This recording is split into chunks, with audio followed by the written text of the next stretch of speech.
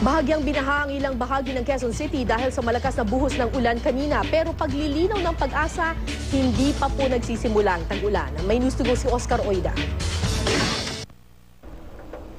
Bagamat pabugso-bugso ang buhos ng ulan kanina madaling araw, naging dahilan ito upang maipon ang tubig sa ilang kalsada sa Quezon City, kabilang na sa may East Avenue at Elliptical Road sa tapat ng City Hall.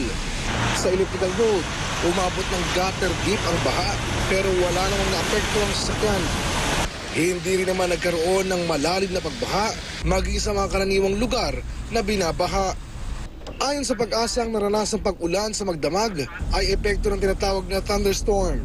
Paglilinaw nila, hindi pa masasabing opisyal nang nagsimula na ang panahon ng tag-ulan. Gayunman, masasabing nararamdaman na raw natin ito at maaaring maranasan ulit sa mga susunod na araw. Karaniwan daw na pagpasok ng buwan ng Hunyo ay kasabay na nito ang panahon ng tag-ulan.